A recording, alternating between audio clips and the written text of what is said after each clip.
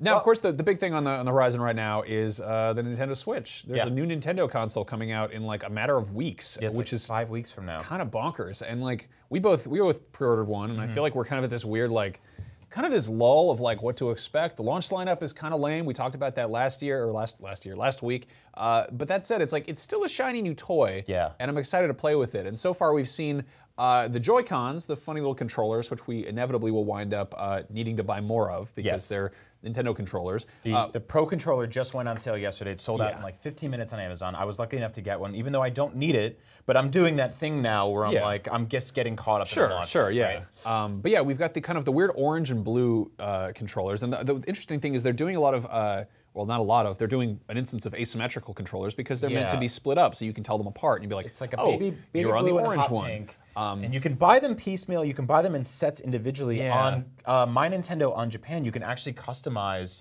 what you want on the left, what you want on the right. Really? Which I really wish they How many colors do they have? Is it just those two in gray? But so you can do like gray and pink, pink and gray, blue and pink. Yeah, but I mean, obviously Nintendo is not shy about getting like weird, silly colors. Like, I mean, I feel like Sony and Microsoft, they'll be like, oh, it's the Halo edition or the Call of Duty edition. But like, Microsoft or Nintendo's just like, hey, here's a DS. It's got Pikachu on it. Oh, it's got Animal Crossing all over it. So Nintendo is known for doing wacky kind of hardware variations with funny color schemes.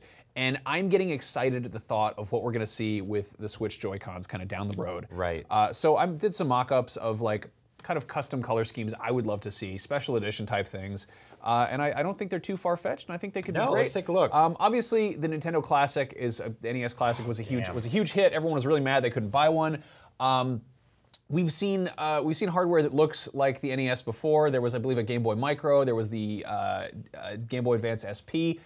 This would be so cool, you know, just to even see kind of like a Hall of Fame of controller styles that are kind of reinterpreted by the Joy-Cons. Yeah, I really love that, especially because this thing uses little cartridges again, so that's super cute. Also, you're going to be taking it with you places, so like it's one thing to have controllers around your house that you're like, well, I see these, my friend sees these, maybe I can tell them apart, but it's also like to have it as like a fashion item on the bus, like a DS. It's important to note with all of these that the Joy-Cons are things that you can pop on and off individually and purchase individually right now. So that's the thing of like the difference between being like, oh, they made a new Zelda 3DS, it's going to cost me $250, or I can just buy these new Joy-Cons for $70 and slip them on the side. Yeah. Now, obviously, old men like you and me, to a lesser extent, are nostalgic for the classic NES era, the old 1985 kind of red and gray stuff. But there's an entire other generation who has a much fonder feeling for the Atomic Purple era, which of course was the N64, the Game Boy Color, the 90s. The Game Boy Advance. Basically, they had that weird like Nintendo was just like, hey, what about see-through purple?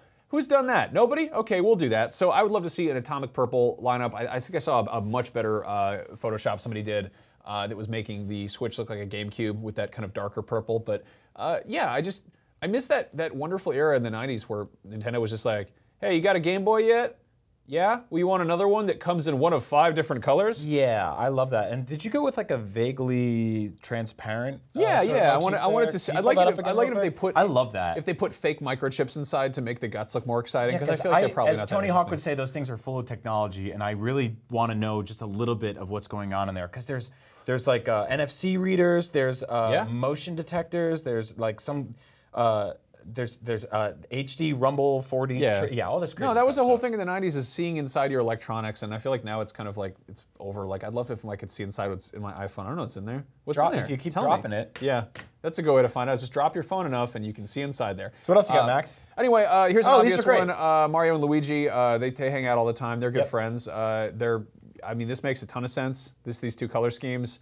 I think we got one more after this, but this seems like such a no-brainer. You know, like how much does it cost Nintendo to make a red controller or a green controller and be like, hey, it's the special edition one, only available at, you know, GameStop or whatever. You know, conversely, I just thought of something. You could go with, you could make the joysticks yellow and make them both blue, and it would look like their overalls. Yeah. Just weirdly asymmetrical, like he was getting out of the shower. Yeah.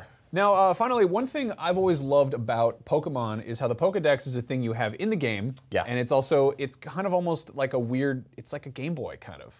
And the Switch is a thing you're going to be taking on the road. And, you know, the Pokemon company's always been weird about how Pokemon is a portable series. It's not meant to be a console game, but the Switch is like, hey, it's portable too. So hopefully we see more Pokemon stuff on the Switch. And on that note, I would love to see a Pokemon-themed Switch setup. Like, just make it look like a Pokedex, Pokeball. you know, you could even get weird, have like the whole Great Ball, Master Ball thing going on. So. Oh yeah, or go like horizontal with like the white and red. Yeah. This is awesome, man. I really do think we're gonna start seeing stuff like this. I think they're gonna be limited edition. I think you'll be able to import some from Japan, I believe. I mean, they said that it's basically region free, right? So we know that for games. I hope hardware works exactly the same thing. I think it will. That'll be good. Yeah.